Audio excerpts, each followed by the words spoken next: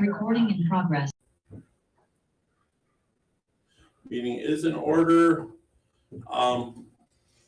Sherry, you want to lead us in the pledge? Sure.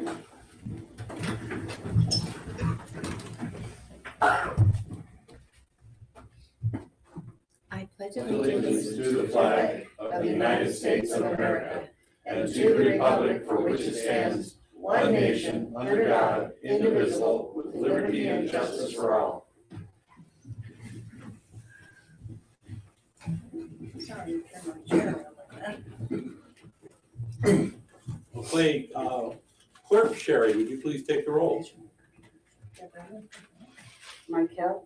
Present. Paula Ross. Here. Darrell Rickard. Here. Stephen Adams. Present. Mayor Hunt. I'm present. We have a full quorum.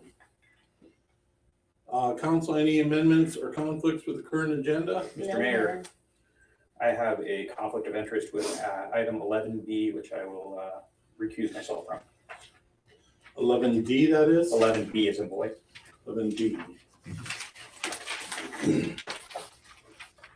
Are you now a lion? I am.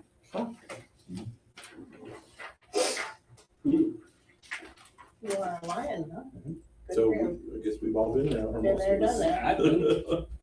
Were you lying? I'm I'm a Kalani.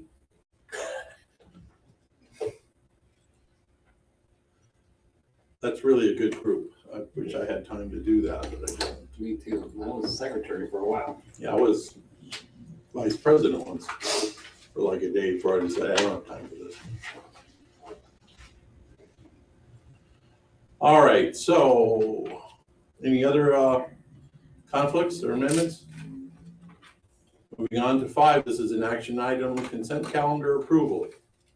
Mr. Dukes. Mr. Mayor, on the consent calendar, we have the special council minutes of May 18th, the regular council minutes of May 26th, and our regular and special bills as presented in the packet.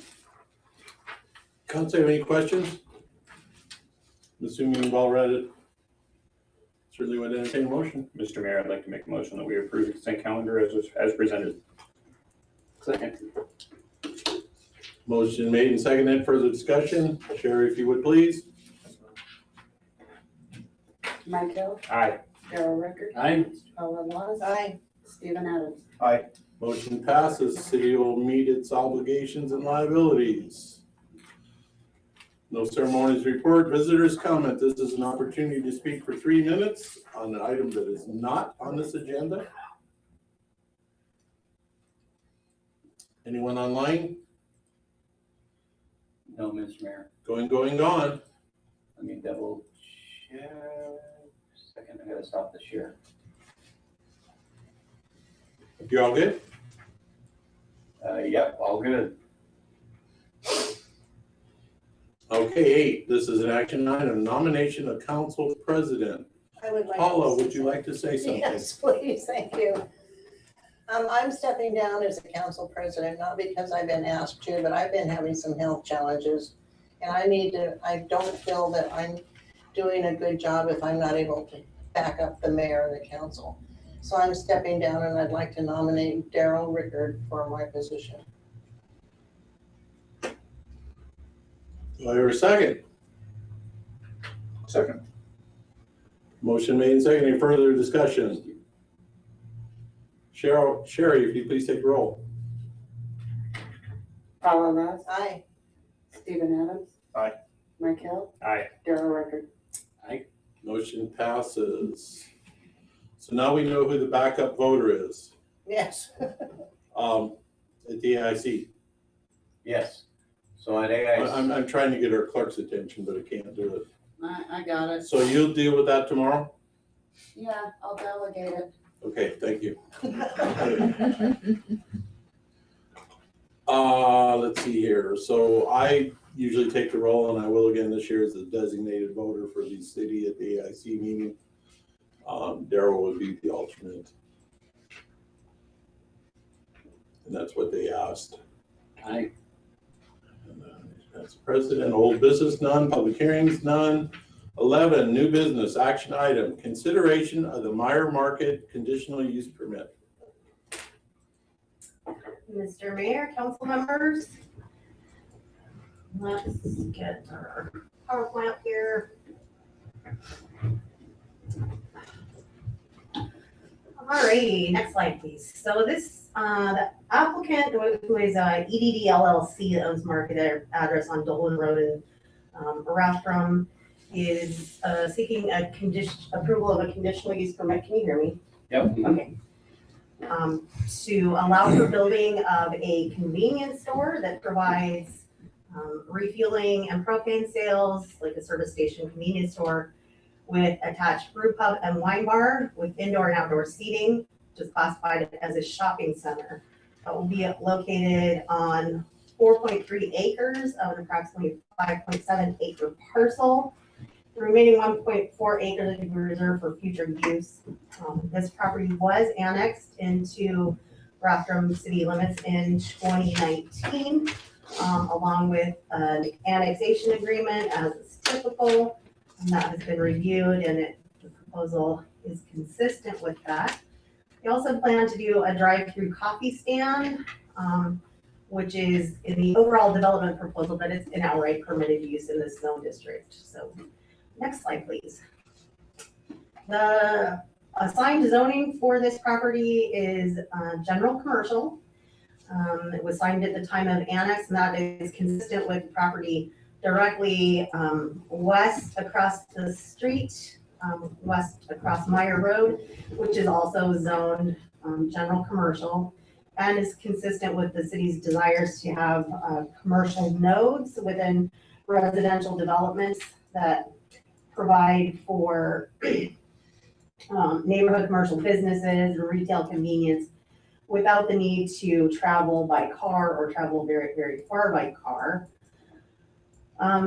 The current allowed uses, outright permitted uses in this zone district include banks and other financial institutions, barber and beauty shops, community facilities, florist garden shops, plant nurseries, all these other ones that are listed. So just your general kind of community businesses.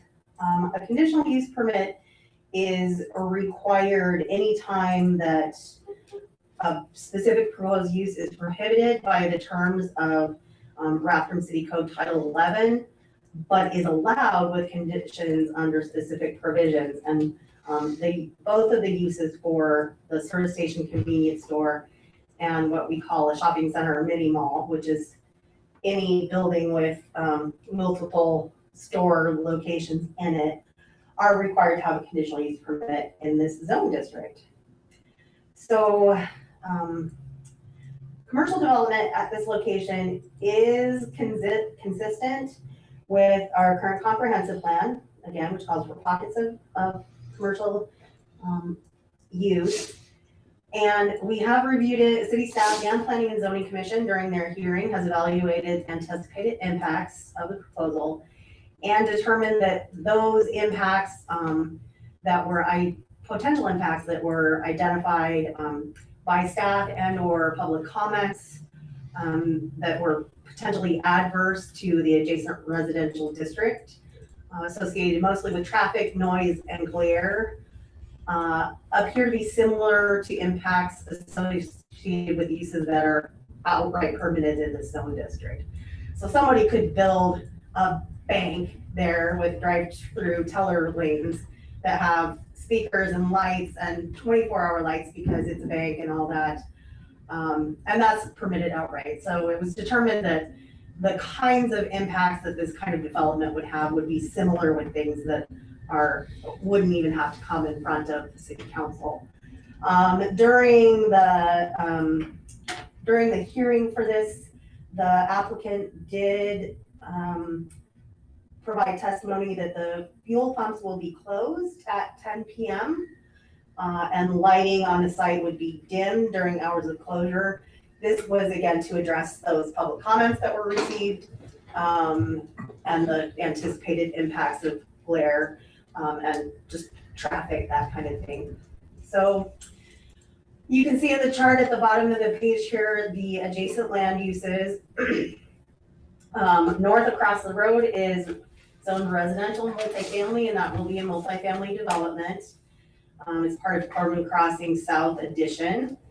To the east and the south is part of the Brookshire development.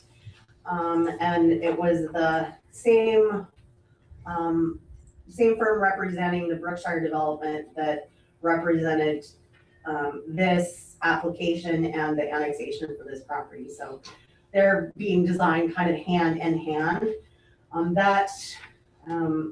That firm is also assisting in the design of the roundabout at this location. So as you could see in the materials that were provided as part of your packet, there were some preliminary site plans, and in one of those you could see that roundabout. This review, the conditional use permit review, doesn't include evaluation of the specific performance standards for development, because what they're asking for is related only to the proposed uses and not the final project design. So all this is asking for at this time is, can they put a convenience store and shopping center at this location, but not the specifics of where things will be located or any of that at this time. All those things would have to be consistent with city code in Title 11, Chapter 5, which are development standards. So. May I jump in real quick, Sure, Carrie? absolutely. I got a note from Drew Dittman, who is the engineer on this project. Just wanted for a point of clarification. Store will be closed at 10 on weekdays, midnight on weekends. Pumps will be 24-hour card lock, low traffic at night though. Just for clarification. Thank you. Explain that again, the 24-hour card lock? Well, that means you can drive up to it and pay with a credit card, but there's not gonna be anybody in staff. So the convenience store itself, the building will be closed, but the pumps will be available. And the lights will be on underneath the, It'll, underneath yeah. where the pumps are. yeah. Under the canopy. So we do have lighting regulations within Title 11, Chapter 5 that deal with the impacts and number of foot candles that can be shown at property lines. There also will be putting in, I believe, 20-foot buffers, landscape buffers and fencing around the, on, I think, all sides of this project, because they're required to have buffers on both Lancaster and Meyer roads, which are major collectors, I think, or arterials. Lancaster is some arterial. Okay, so there are arterials, so those require buffer, and then because of the residential zone districts adjacent, there's a requirement within RCC 11.5 that they have a buffer of 40 feet from any residential development that can be reduced to 20 feet with the inclusion of fencing and landscaping. So they'll be choosing to do that. So again, next slide. I may have already gone through some of this, yeah. So again, the shopping mini mall is allowed by conditional use permit, as is the fuel gas station. The wine bar would be permitted outright as a drinking and eating establishment, as would a brew pub. The drive-through coffee stand, again, which is kind of separate, would also be outright permitted as an eating and drinking establishment in this zone. Next slide, please. As you can see from this map that you probably all seen before as part of our comprehensive plan update, our 2021 comprehensive plan update, this is our emerging land use map, which is going to effectively replace our future land use map. It will be still named future land use map. But it's this kind of heat map that shows it doesn't have specific zone districts for every lot. However, we have identified locations where having a commercial node is desirable. And you can see the blue arrow identifies this location as being one of those locations identified for having a commercial node. Next slide, please. So Rockland Planning and Zoning Commission, again, did hold a public hearing, and took testimony and considered that testimony during their consideration. And they are recommending approval of this proposal with the inclusion of recommended findings of fact, excuse me, inclusions of law and conditions of approval that were found within Exhibit I of your packet. I have put up here, I didn't put up all the, I didn't want to go through all the code analysis and all the comprehensive plan analysis that found this proposal consistent. But I didn't want to go through all the findings of fact and conclusions of law. They're fairly standard, so I just have put up here the suggested conditions of approval from that. And they're fairly standard, obtaining demolition permits for removal of existing residents, obtain any permitting approvals necessary from any outside jurisdiction. For example, they're gonna have to remove some propane, they have to decommission a propane tank or well or septic system, they'll have to get those approvals. They are responsible for obtaining any easements necessary for provision of sanitary sewer connection and maintenance through Brookshire subdivision. That was part of the annexation agreement. And that easement needs to be required prior to issuance of site and building permitting. Donation of water rights shall be completed as required by the annexation prior to issuance of building permit. The owner developer shall execute a development agreement with the city prior to issuance of that building permit, and those are standard. Those development agreements discuss any kind of right-of-way improvements or anything like that that are required as part of development. They are subject to Rackham City Code, whether or not we specified a section. Accessory uses and structures on the site shall be architecturally consistent with the design of other buildings, including building materials, paint colors, and other elements. This is just to keep it visually attached to one another. Lot coverage shall be calculated by measuring total ground coverage, area of all buildings on the site, measured from the outside exterior walls or supporting members. For gas station canopies, lot coverage shall be measured to the edge of canopy / eaves minus 24 inches on all sides. Decks less than 12 inches above grade and at grade patios don't count toward lot coverage. However, roof areas included but not limited to porches, breezeways, and covered walkways shall count toward lot coverage.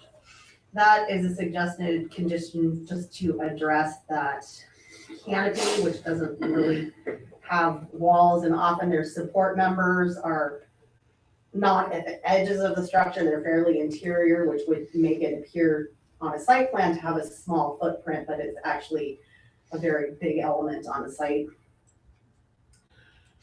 HVAC equipment, other items necessary for operation of or attached to the buildings or business shall not be allowed within any required buffer areas. Specifically that 20 feet adjacent to residential zones. The developer has to comply with the annexation agreement, development agreement, any conditions of approval permit and applicable regulations. And because this is a conditional use permit, it's required to be substantially initiated within 1 year. Failure to comply will result in the conditional use permit becoming null and void. The applicant did have an opportunity to review those suggested conditions of approval, and in their testimony during the public hearing, they did agree to all of those suggested conditions of approval. Do you have any questions for me? Just a little housekeeping, Sure. just for the record, location. Oh, I'm sorry, the location of this is at 6308 West Lancaster Road. It's on the southeast corner of Meyer and Lancaster. And this was all posted and, This was all posted in compliance with the regulations found within that chapter, and that review was, an analysis was included within the city code analysis that was Exhibit G within your packet. okay, thank you. Questions, council? Mr. Mayor, Mr. Hill? the conditions of hours, they agreed to that as a, not necessarily a concession, but just acknowledge that their hours of operation. There's nothing in this conditional use permit though that would prohibit them from changing those hours after constructed. There is not. The city council can adopt these suggested conditions of approval, can add to them, can change the proposal, however you see fit. So if you would like to add that as conditions of approval, you can certainly do that. We just need to get the language correct. I have a question about, related to that. Leon, you said those pumps will be open 24 hours, Yeah. but he's saying he's gonna shut down at 10. Well, pumps don't shut down the convenience store at 10. That doesn't shut down the pumps. Pumps now can be operated 24 hours a day, 7 days a week without any staff on site. He says, I quote, per testimony of the applicant, fuel pumps will be closed down from 10 PM and lighting on the site shall be dimmed during hours of closure. Okay, And then he provided that, he corrected that it was agreed by the applicant that it would be 10 PM on weeknights and 12 PM on weekends with the pumps left on.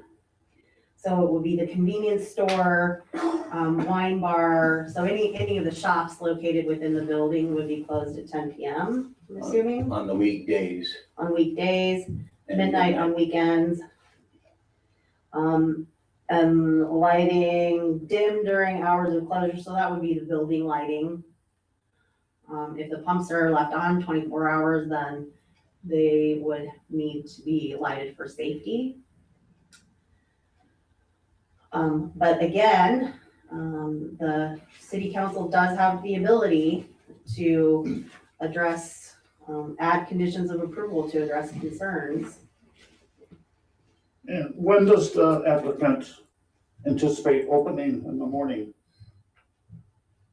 It's not a problem during the summer because it's daylight at 4:30, but what about in the winter time? That was not discussed as part of the hearing or provided in evidence. If you want to somehow limit that, you can propose that. Especially with a coffee stand right there. I imagine that they're planning on something fairly early.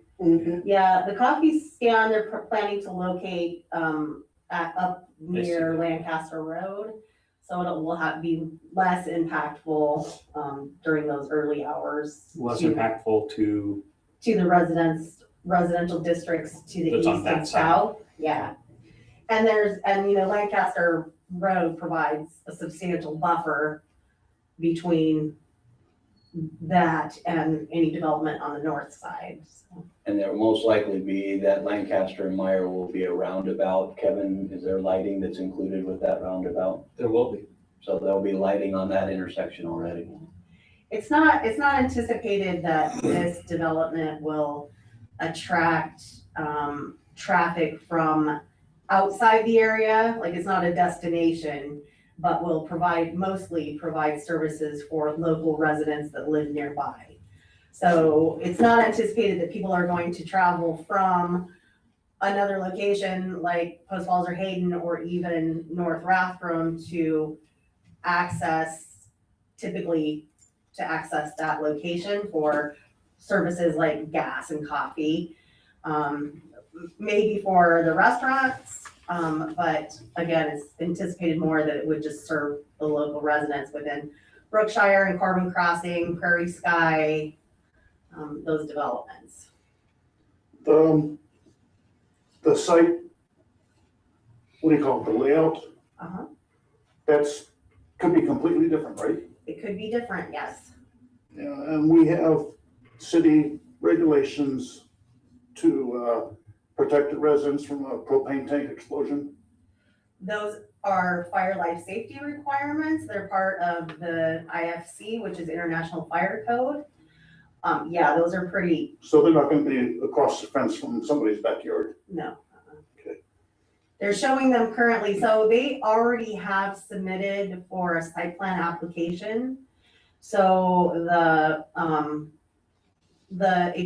what was provided to you within the exhibits is fairly well set. I mean, they're asking us to review it and make sure that it's compliant with city code at this point. They want to get on the ground and start building this as soon as they can, as soon as they get approval. So I don't anticipate that it's going to change substantially from locations of things from what they've shown, unless it's found that something is just not compliant with our code. Where is the 1.5 acres that's not being developed?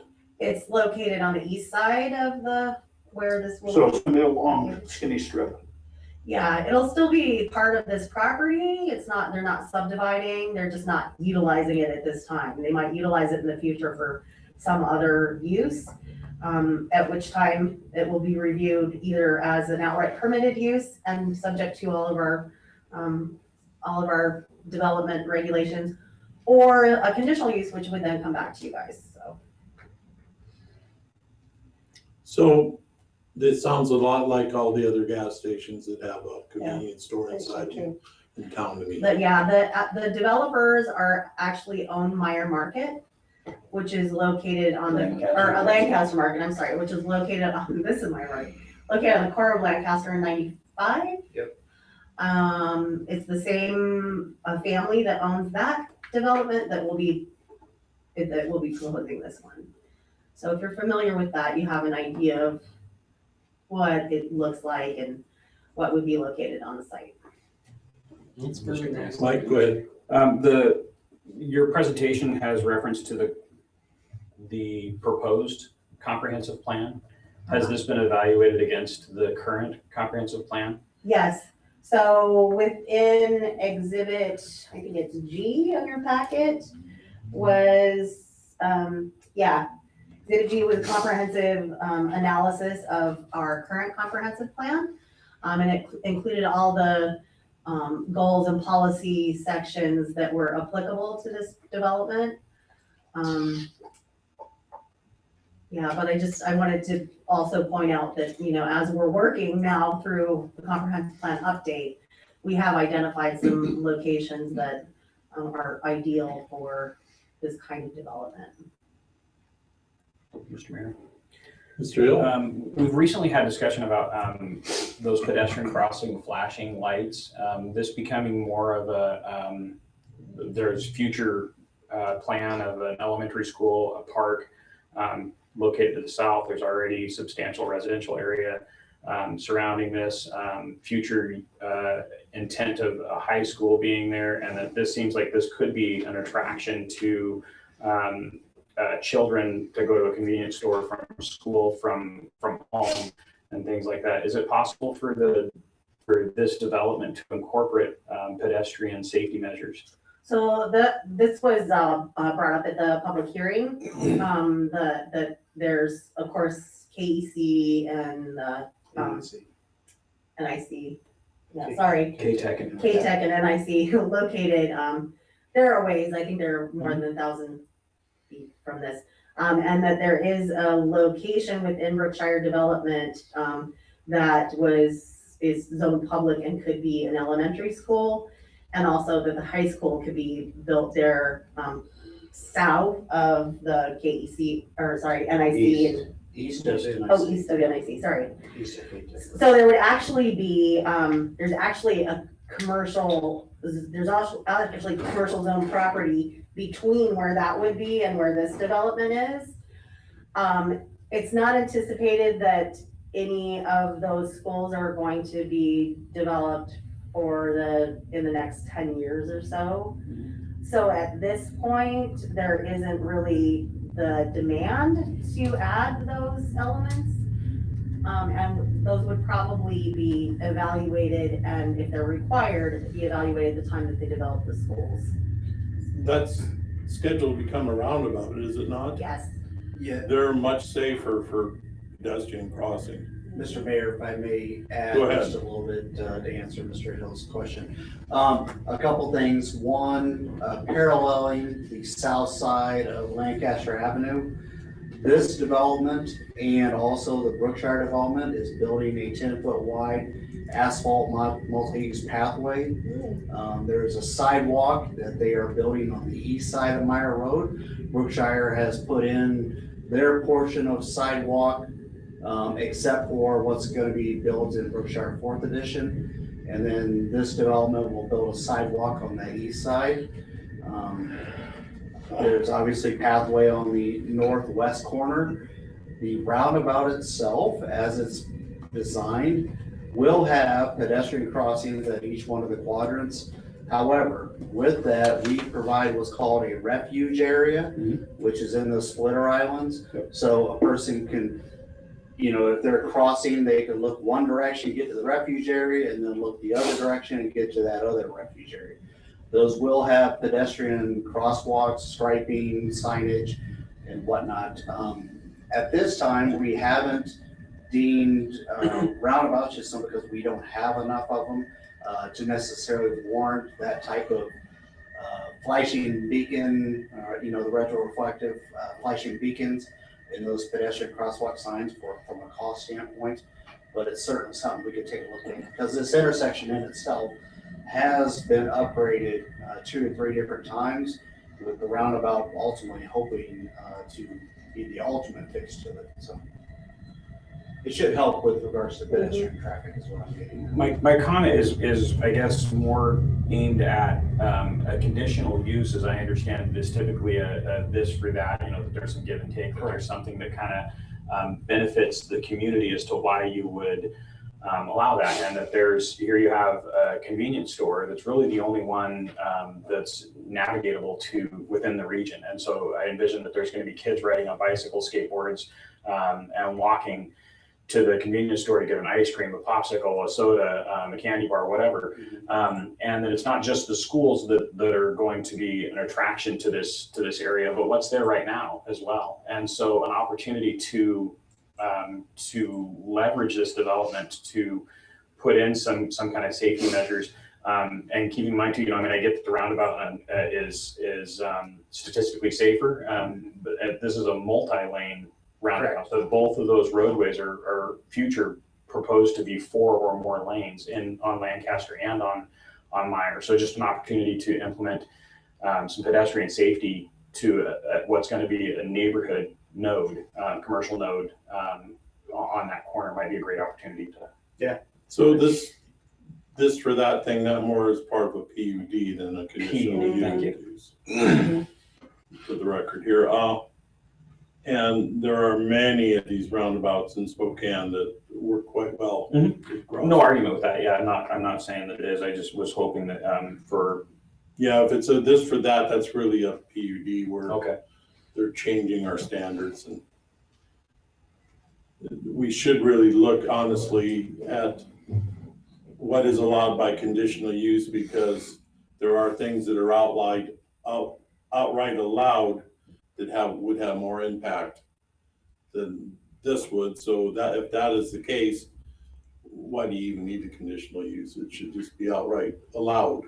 Right, but the only things that are needing the conditional use is the multi business type, that they have the wine and the bar and the convenience store and all of that, and then the gas station, right? Those are the only 2 things. Otherwise, everything there is outright permitted.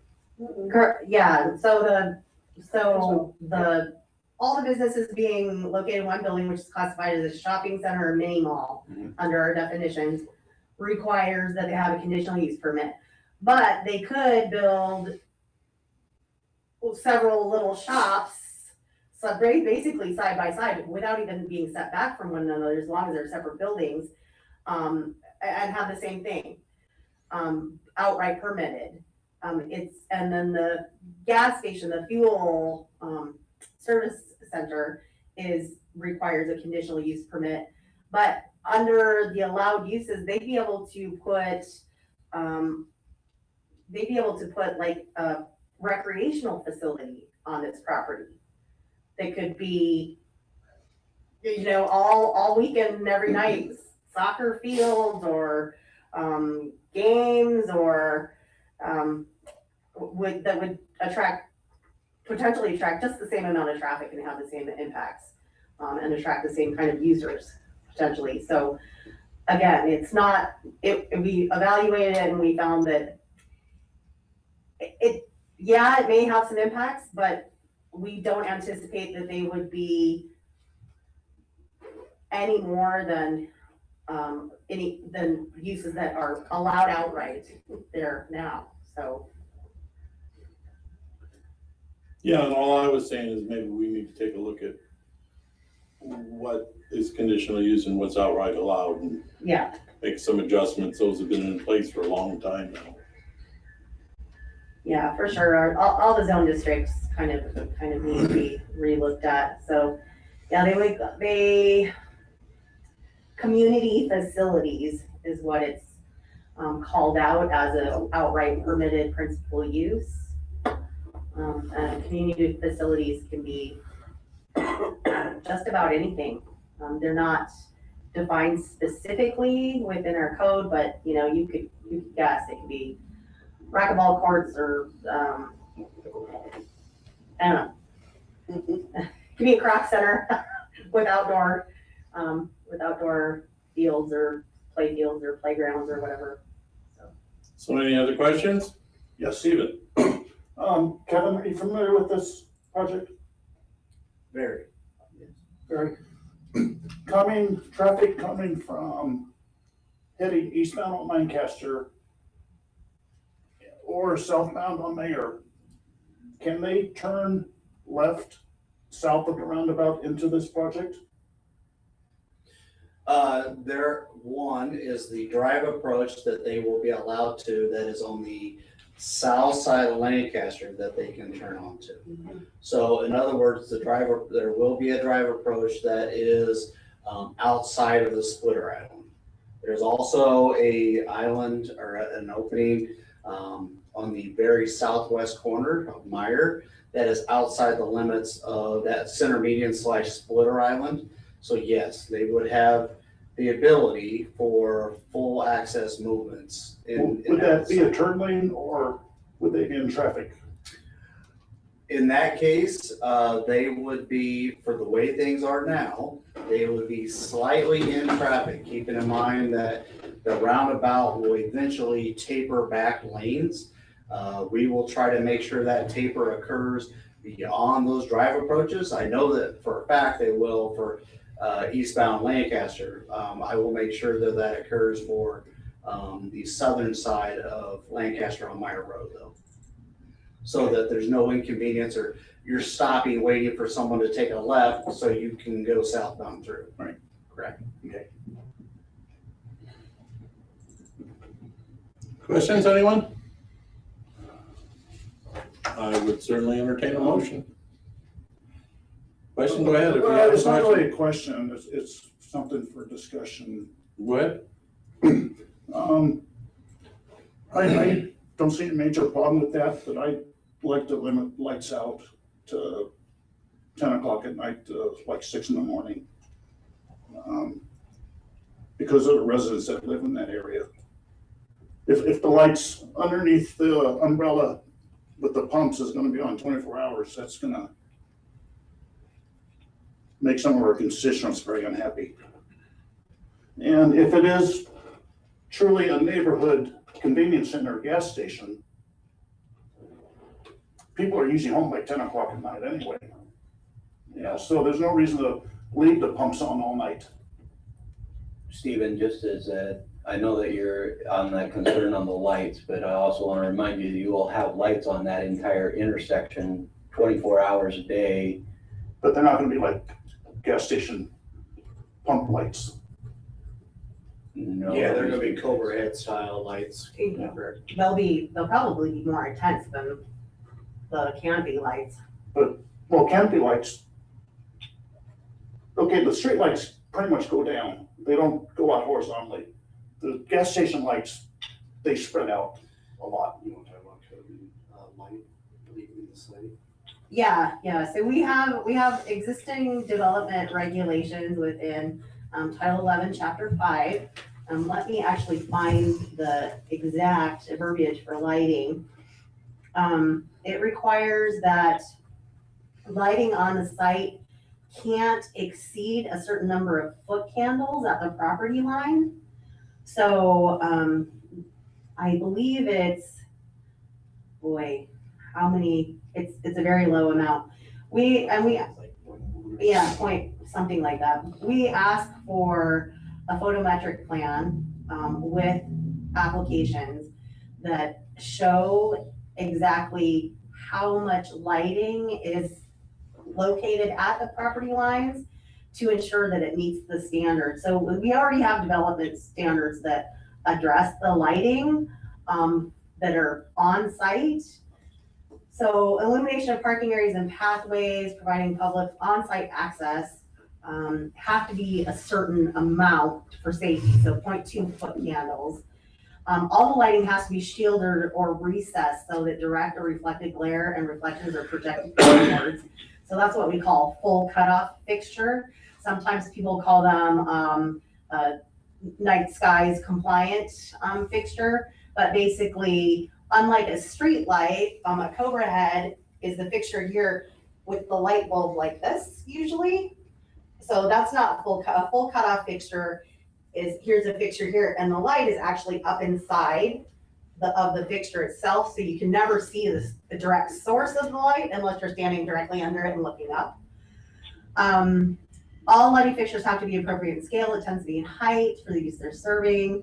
All lighting, including parking and vehicle sales lot lighting, shall be arranged so as to reflect the light away from any abutting or adjacent residential districts. This section does not apply to sign illumination, safety illumination.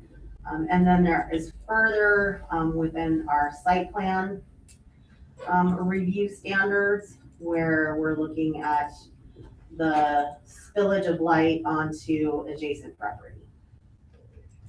I would think this would be more buffered than the headlights involved in the roundabout. Yeah. You think that's correct? One thing, Mr. Mayor, is keep in mind, and forgive me, it's been a while, but you recall when we installed the lighting at Majestic Park. We did a photometric study to kind of prove or demonstrate that the lighting design did not have so much spillage. It didn't necessarily leave the site.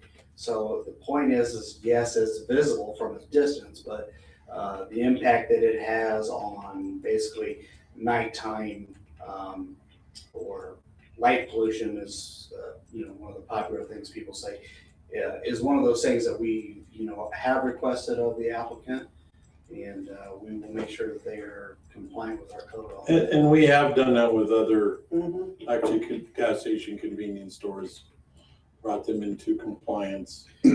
Yeah, the only one I could think of nearby was the Majestic Park, so, but we have done it on other projects as well.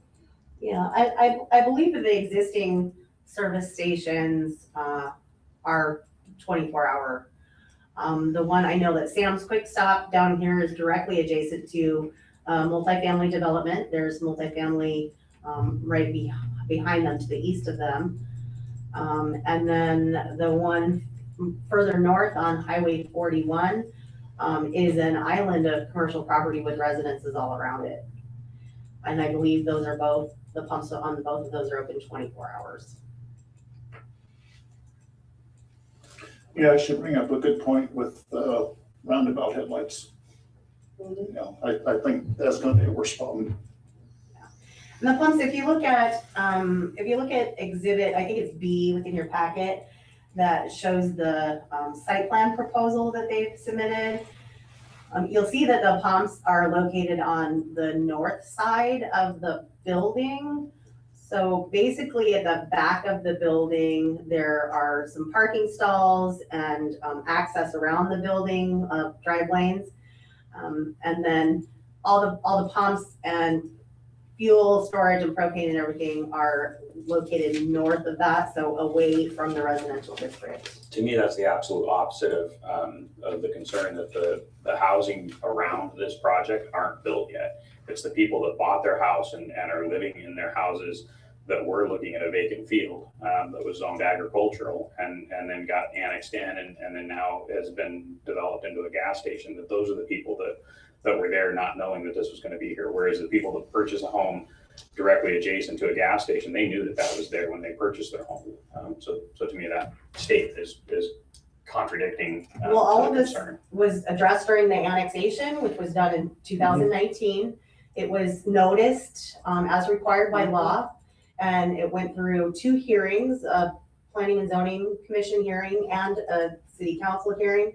So and all those residents that are located within 350 feet of this property were noticed by mail. Notices were put in the paper, they were posted on our website, everywhere that's required and then some. So if the folks that have existing homes didn't want it, they should have showed up during the If you put yourself in their hearing. shoes, if you put yourself in their shoes, if you were the homeowner. I understand, but, again, places develop, and the only way to prevent that from happening is if you buy the property yourself and put in some kind of conservation easement or something else, so. So the property across the street that also is commercial, is it not? It is, And hasn't it been for 15 or 20 years assumed to become a gas station, fast food for a very long time. as part of the Yeah. K-Tech annexation? Right, I remember that. Yeah, from my understanding, when I first started here was, that it was planned that southwest corner of Meyer and Lancaster would have a convenience store or something else. And a lot of people were concerned about how close it is to the high school and things like cigarette sales and all of those. And then I believe there's also multifamily zone property there on that same. But area. there would be no surprise if there was a convenience store put in there. Nope. Mr. Mayor, the developer's representative has a hand up if there's any questions. Yeah, does he have a rebuttal? I guess he doesn't deserve one, but I'd like to hear it. Well, I don't know, he just had his hand up, so, Um, Drew, if you, I think because we've already went through the required public hearing, and accepted testimony and everything during that public hearing process, that if he has clarifications on a question or something like that is allowed, but offering new testimony or evidence or anything would not be. So I'm just gonna ask that, the not a representative be public very hearing. careful about, any new evidence which would require this to go through another hearing.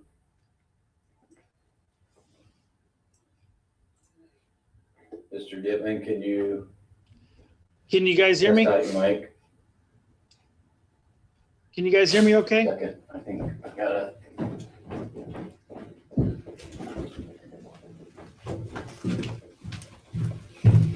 Any mechanical issues, hang on.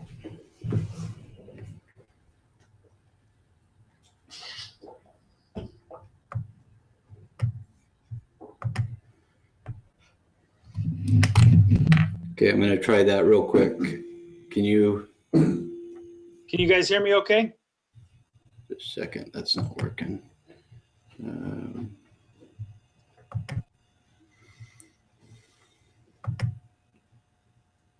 Drew, can you test out the speakers again? Can you guys hear me okay? Yes.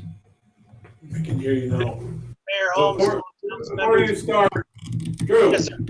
Yes, sir. before you start, can the attorney, can he hear and speak to us now, or do we have to go through 10 steps? No, he can hear us and speak to us. He's got his mic muted, but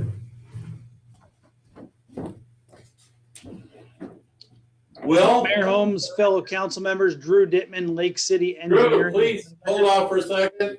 Yes, sir. There's a slight delay, by the way, in the. Mr. Harrington? just a second, he's trying to unmute.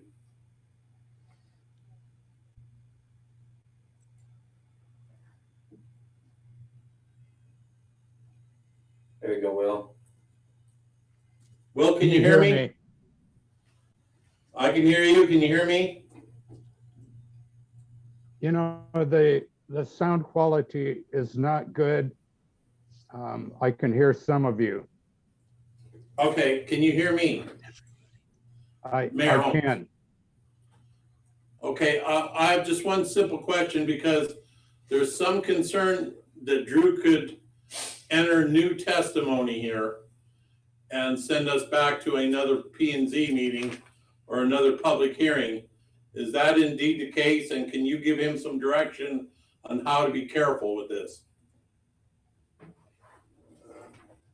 I'm not sure what the issue is. I'm sorry. So as a conditional use permit, only one public hearing is required for this application. So this is not the public hearing. This is just, they're considering the Planning and Zoning Commission's recommendation.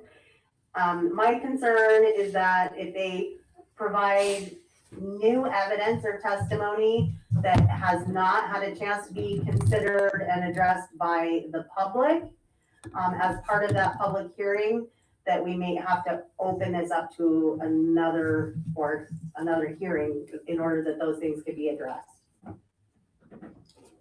I think that's accurate, and I think that's something you want to avoid doing.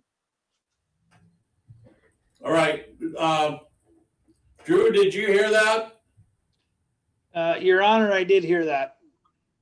Okay, so you need to be careful and stay within what was part of the public hearing with P and Z. Yes, sir, I plan to. All right, thank you. Sorry for the delay. I just want to be sure we're doing this right.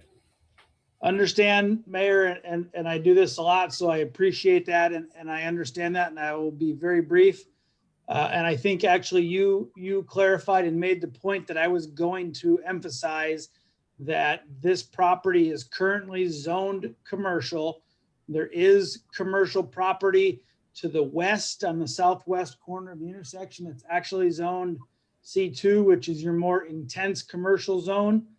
So this is a commercial zone. The only reason we're asking for a conditional use permit is because a gas station or a service station is not an outright allowed use in the commercial zone. However, there are other uses, and this was discussed at the Planning Commission meeting, such as a restaurant or a bank that would be actually more of an intense use and could be open 24 hours a day and could have lighting that would be open 24 hours a day, that would be allowed by an outright allowed use and not have to go through the conditional use permit hearing that we're going through tonight. So I just want to emphasize that and point that out, that we are willing, as Leon and Carrie had suggested, the convenience store will be closed at 10 o'clock on weekdays, probably open till midnight on Fridays and Saturdays, which are normal business operating hours, which are allowed in the commercial zone. All signage and lighting will meet Rathdrum's code. They'll have cutoffs, et cetera, as Carrie had explained. The canopy for the fuel pumps will have lighting on it that will most likely be on 24 hours a day for safety concerns. That's a safety issue. We obviously have to have those fuel pumps lighted, whether they're operational or not. From a safety standpoint, that's going to be required no matter what. But the service, the convenience and the service store will be closed at 10 o'clock. The fuel pumps will be open 24 hours, as Leon had suggested, with credit card operation only. But we think that traffic will be minimal, as was discussed during the Planning Commission meeting, because of the location. We're not on a major highway or a major corridor, so we're not going to see a lot of after hours, if you will, operations. So I just wanted to clarify a few points there. I am available for any questions if you guys do have any for me. Thank you, Drew. Thank you. And I personally feel they may find that 10 o'clock's, they don't have any business at 10 out there, so. Mr. Mayor, Yes, is Lancaster is a future truck route plan? future multi-lane. Is that going to be a designated truck route? So I mean, is what I'm getting at is that today it's not a, it's a arterial, but it's not being really utilized. It's not being utilized to its full potential. The MPO has identified it as a multi-lane, like 5-lane Yeah, so road it's, sometime in the future, as all of the new development around the airport is happening on the Lancaster side. And then one other thing that I wanted to kind of touch on, a question, the, right, not necessarily legality, but the appropriateness. This conditional use permit that's before us is simply for the refueling and for the multi-business within one structure. Things outside of those parameters are outright permitted. So if this were just a convenience store, no fuel pump, no multi-use inside the building, that they would be outright permitted to have that building there, to have the lighting there, to have the parking there, to be open 24 hours a day, or anything else that's permitted within our city code. So anything that's adopted to restrict them within the conditional use permit could, I think, be deemed inappropriate, that it's not scope specific. Is that accurate? Or can you add additional restrictions that could otherwise be utilized? I mean, saying that the store has to be closed down at 10 p.m. simply because you put a gas station in there, but if you didn't put a gas station in there and it was just a convenience store, then you could be open up 24 hours a day. Yeah, I would advise not placing any excessive conditions. It's appropriate to place conditions of approval on a conditional use permit to address impacts that would be above and beyond impacts that would be provided by allowed uses there. Can you say that again? I'm sorry. So it would be appropriate to place more conditions on the permit if the proposed use had more impacts than what would be allowed there anyway. That's So, something that was outlined. Okay. yeah, so for And example. I also was leading towards suggesting we really shouldn't make this much more restrictive I agree. than the others. Yeah, Fuel and convenience stores. Yeah, I agree. I would advise against imposing excessive demands or conditions. And it may be viewed as a taking if they are above what would be allowed there outright. So again, I would advise against that. Will might be able to provide some more. Well, I think the 10 o'clock, 12 o'clock thing is something they're volunteering. So I don't see that being an issue. But there's nothing that holds them to that. Well, yeah, there would be if you put it in your If you motion. put it in the conditional use permit, Yes. right, as conditions of approval. Uh-huh. I worry about the legality that could expose the city to legal challenges. And I don't know, I question, is that, because it's something that if it were outright permitted to be done anyway, as, if it didn't have a tank in the ground or another business, they weren't selling another product in their store, would it be something that's allowed anyway? And simply because you have a conditional use permit, now we have the right to hold you hostage to these conditions. Yeah, I think that's the point they were making. Be a bad deal for this, them to have a gas station has to be closed at 10 and somebody opens a convenience store without fuel. Yeah, And they want to be open all night across the street from that. right. That wouldn't be That's an right. excellent point. Yeah.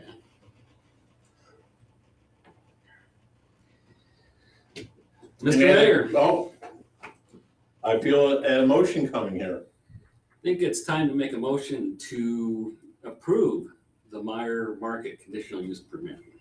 I'll second that. With or Do you without. want to put any conditions? No. Would you like to adopt the recommended. suggested conditions of Yeah, approval, yes, I do, yes. findings and conclusions? Yes. Okay. So do I have to make that all one motion? You should put that in your motion. Except the recommendations don't talk about midnight on weekends. No, that's not gonna be in the, my, No, I put them in the P and Z ones, deal. but I don't. It's not gonna be my motion, actually. Usually- I make a motion that we, consider to approve the Meyer Market conditional use permit with, how yeah. The findings of the planning and zoning Yeah, recommendation. with the findings of the planning and zoning recommendation, I'll or the second, conditions. I'll second that. We good with that? I'm not seeing a lot of nods. Is that enough in the motion, Carrie? I believe so. Okay. It sounds as if you're making a motion to approve this application as presented with the suggested findings of fact, conclusions of law, and conditions of approval as found within the planning and zoning That's recommendation. exactly, what I said. and that's exactly what you seconded, Yeah, I correct? did, yes. Motion made and seconded. Any further discussion? Sherry, please take the roll. Daryl Rickard, Aye. Paula Voss, Aye. Oh, you got it, okay. Mike Hill, Nay. Stephen Adams, Aye. Motion passes. Hate to be a stickler on those motion things, but I can remember when I was a councilman making motions that got twisted and turned. Oh, I appreciate it. I do Step too. in. All right, so we're moving on. This is B, an action item. Mr. Hill, do you want to take a seat? Yep. Consideration of permanent easement agreement with Rathdrum Lions Club for State Highway 53 Meyer Road intersection improvements. Mr. Mayor, members of council, as you're aware, the city of Rathdrum is engaged in a project, which is basically an opportunity to improve Highway 53 and Meyer Road, the intersection improvements. Obviously, you're aware that there's close negotiations and commitments that we've made with the jurisdiction agency of that, which is ITD. Before you this evening is a result of our ongoing efforts to acquire right-of-way and necessary easements for us to be able to construct that project. For this, we are obtaining a permanent easement for drainage, utility, and roadway purposes from the Rathdrum Lions Club. They have agreed to our offer, and before you this evening is an agreement which basically signifies our acceptance of that. And what I'm looking for is for council's approval of that and grant Mayor Holmes authorization to sign that agreement, and also authorize the city clerk.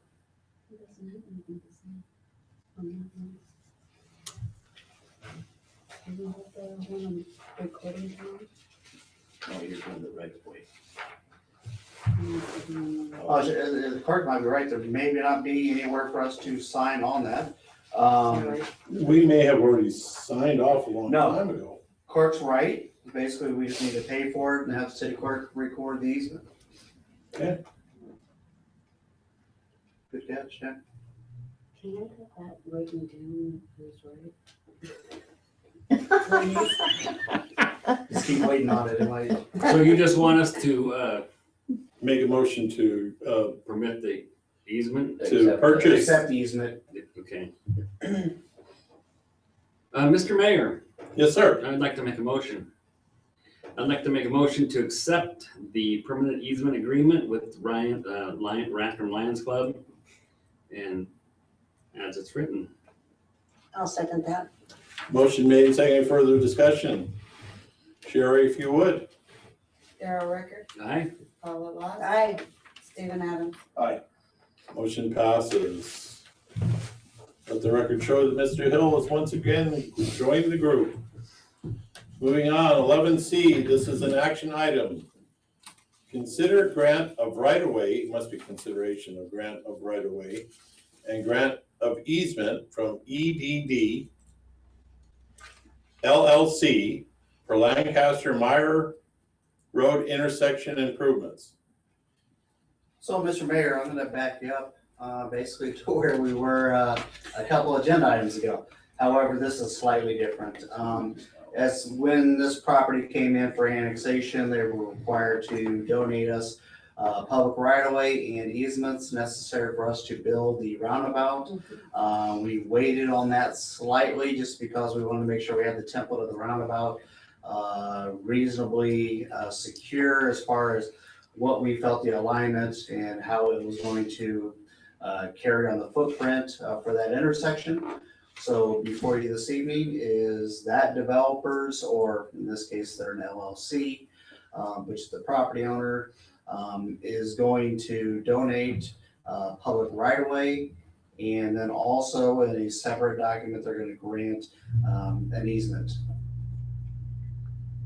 And I believe both of those are clearly demonstrated in on Exhibit B of both the attachments. Council have any questions? I would certainly entertain a motion. Mr. Mayor, Yes, sir. I'd like to make a motion to go ahead and approve the grants of right-of-ways and grant of easement from EED LLC for Lancaster Road, Meyer Road intersection improvements. Second. Motion made and seconded. Any further discussion? Sherry, if you please take the roll. Who did the second? Mike Hill. Thank you. Mr. Still having Mike Hill. issues with that. Darrell Rickard, Yes. Michael Hill, Aye. Paula Lot, Aye. Stephen Adams. Motion passes. That was easy. 11D, this is also an action item. Consideration of the Hanson Timber Management for scope of work. Mr. Deuce, I bet. Yes, Mr. Mayor, as requested, we contacted our forester. It is time to take a look at timber harvest. We do select cut every 7 to 10 years up on Rathdrum Mountain. This is his scope of work that he is proposing to prepare a review of Rathdrum Mountain and what timbers may be harvested according to our select cut policy. If this is approved, then he will move forward and prepare a report of whether or not there is a timber harvest that is available, and if so, how much that would estimated be as far as timber Generate. yes. And some of the land up there, there was some areas that didn't get cut last time That's correct. that were part of the harvest. So I They're over. believe it was 2015, 2016 that we did the last timber harvest. And there were some areas that were identified that did not get harvested. And so there would be some of that plus any other timber that would be ready for harvesting. And then if, just as a reminder too, it was shortly thereafter, about 2017, we had an Arbor Day celebration where volunteers went up and planted 1,000 pine trees after that harvest, as well as 500 cedar trees that our forester went up and planted himself, because those are a little bit more expensive and need to be placed in specific locations to generate the best timber. So Mr. Mayor. So is that the same plan this year, once he goes up there and determines what needs to be harvested to replant again? well, we'll address that then after the timber harvest to see where there's points that need to be done. And yes, Okay. we would do a replant again. Okay, good, thank you. If Chris found some areas that needed it. Right, and generally speaking, where they've harvested, if they harvest little patches, then in those little patches, we would do tree planting again. Yeah, you can't even tell where that harvest was taken off the property. No, So how much money do we make off of this? I believe the last timber harvest brought in $600,000. Now it should bring in 1,200,000. You would think so, but stumpages and like lumber. Mr. Mayor, Yes, sir. ready to make a motion? Okay. We are ready for that. I'd like to make a motion that we approve the Hanson Timber Management for scope of work. I second. Motion made second. Further discussion. Sherry. Michael Hill, Aye. Paula Lot, Aye. Darrell Rickard, Aye. Stephen Adams. Aye. Motion passes. Staff reports, Public Works. Mr. Mayor, I'm up first. I'll be brief. Just a couple projects to update City Council on. One, the Highway 53 Meyer Road intersection improvement project. We opened bids yesterday on that. Received a recommendation back from our consultant to move forward with issuing notice of award to the low bidder on that. And the intent is for me to bring contracts with bonds and insurance or whatnot back to city council in early July. Keep in mind, we have secured the necessary right-of-way and easements. Thank you, council, for accepting those and allowing that to move forward. So we expect and have been in communication with the Vista, who has some utility relocation work to take place in order to accommodate the intersection widening on that project. So things are going fairly well. Again, contracts hopefully in July. So we haven't spoken to the contractor yet about proposed construction schedule. It's a little bit premature, but we should know immediately following once we get contracts with them. Next project, Bagel-Meyer intersection. We have a verbal, so we have 2 outstanding parcels that we still need to acquire, or actually 3. We need to acquire right-of-way / easements from. We've got verbal approval that one of them has been signed and is being forwarded to us now. That's the southeast corner. Vista on the northeast corner, we're continuing negotiations with them. The northwest corner, we need to stoke the fire a little bit more and, re-engage conversations with that to try to come up with an agreeable solution to that. It has, as you're aware, much more involved utility relocation efforts, just simply because Vista's, got major poles there for the transmission system that leave that property. So there is significant effort in there, and actually just in conversations with them over the past couple of years on this project, we had actually picked up and moved the roundabout to help accommodate and reduce some of those costs, simply because the Vista has easements in that area. We're hoping that project still starts construction this fall. Again, just trying to be optimistic on that. Keep in mind, we're still need to acquire right away, and we need to get the Vista moved. So I'm being optimistic on that. So that's the plan, is to have both of those intersections basically under construction at the same time. Moving further south on the same Meyer Road corridor, Lancaster-Meyer intersection, the construction plans are being completed. The initial intent is that the developer of that southeast corner will actually have their contractor rebuild that intersection at the same time. So they're basically simultaneous in construction. So still quite a bit of work to do there with regards to utility relocation work. Right away has been secured and or negotiated in advance. So no hold up on that. So those are the 3 major projects we have going on in City of Rathrum. Again, I promise to be brief, and that's as brief as I can be. So Thank you. Thank you. Is Tommy online? No, she is not. That's a question. Oh, question. Just harkens back to what Mike talked about earlier. Can a designated truck route have roundabouts in them? yes, actually, one of the major components of a roundabout design is selecting a design vehicle. In this case, we basically have selected a truck, which is basically a wheelbase 65, what we call a WB 65 design vehicle that will accommodate a large truck movement. Roundabouts even then can have some tracking into other lanes. We've actually, the first step we did on both of the roundabout designs was come up with what we call auto turn movements, which is showing the wheel path movements of a truck to demonstrate that they can circumvent or navigate through that roundabout. And then also on the inner side of that is what we call a truck apron. Trucks could go up on that apron if they're on the inner part of the lane. Whereas vehicles or, passenger vehicles are more or less gonna be discouraged from doing so, but trucks note that those are available for their use. Thanks.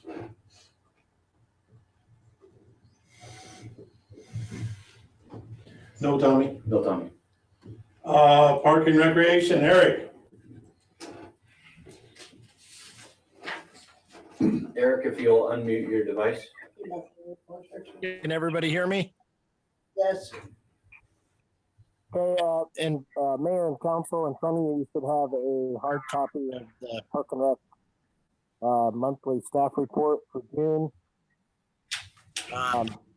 On the parks and cemetery side of things, park staff just been mowing, trimming, getting the parks kind of up and running. Eric? On Memorial Day, we had the Memorial Day Remembrance Ceremony at the Pine Grove Cemetery.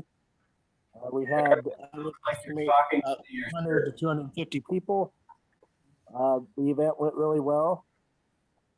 On the recreation side, we got co-ed softball. We're in the 5th week. Well, there's no sense. I'm sorry? We can't understand you. It's really fuzzy. You sound like you're talking into your shirt. Is that better? No. Eric, we got a hard copy of your report. I think we're gonna have to live with that. Okay, I apologize. Not a thing. Hey, me and Sherry need golf partners. Okay, All right, for the Mayor's Cup. all righty. All right, I'll work thank on you, that. Okay, bye-bye. City Administrator. Yeah, Mr. Mayor, we participated in a training today with the Idaho State Tax Commission on House Bill 389 today to kind of go through some of the different things that are going to happen because of that. There are, according to the State Tax Commission, still a lot of questions because of the way that it was drafted and the way it was put together so quickly, that there's questions that the State Tax Commission are unaware of the answers and they're going through legal right now. So we will work with what we've got for this session and our property tax stuff. We should be getting numbers from the county in July, and that's why we're holding off on our budget workshop about property taxes until we get those numbers in July. There was some concern about new construction and last year's governor's funding that came in for property tax relief. That's no longer an issue because we have to come up with a new levy rate for new construction this year, according to House Bill 389. So it won't matter what last year's levy rate was. It won't even come into play. So that's why we have to wait for this year's numbers to come in from the county. So it's going to be very, very, very, very, very interesting process this year as we navigate through this House Bill 389. There will be some training on it as well at the AIC annual conference on Friday during the breakfast session. And so we'll get to hear from the State Tax Commission at that time as well. Some of the questions that I asked that he was not able to provide answers for, he said that he'd try to have those answers for that session on Friday morning. So we'll see what that entails. As far as some of those other things go, we're just working on some different projects, working on an MOU for the American Legion. Hopefully we'll have that draft done and to them by the end of this week. And then next week, I'll be attending the Association of Idaho Cities annual conference, leaving on Tuesday, driving down. And then we'll be back on Monday the following week for work. So, Well, we'll see you down there. yeah, Mayor and Daryl and Stephen will be down there. So yes, All right, that's your report? that's my report. Try to keep it short. Thank you. I moved into mine, and just real quick, the Veterans Day went very well. Memorial Day, excuse me, went very well. Ended up, there was a little mistake. The lady running it skipped around a little. So I ended up where the keynote speaker should be, but I had enough, I think, to fill it in. Sometimes you need to be able to do it off the cuff, but went very well. Huge turnout, I thought. And probably the nicest the cemetery's looked in a long time. So they did a really good job of bringing that around. Council reports, Mr. Hill. The last city council meeting, there was some documents that were missing from the packet regarding Corbin Crossing. Are those documents going to be made available for us to review? Yes, they will be. Thank you. Just as an update, the staff person that's over that is still out on COVID release, and hopefully we'll be back next Monday. Understood. Thank you. That's all. Paul, I have nothing, thank you. Daryl? I don't have anything. KMPO was canceled this month, so I won't have any reports from them. Okay, congratulations, by the way. Oh, thank you. Thank you, Paula, for the nomination. And, You're welcome. Stephen for the second. And Stephen for the second. Thank you, Stephen. Stephen. I have nothing. All right, seeing no further city business before us tonight, without objection, we are adjourned.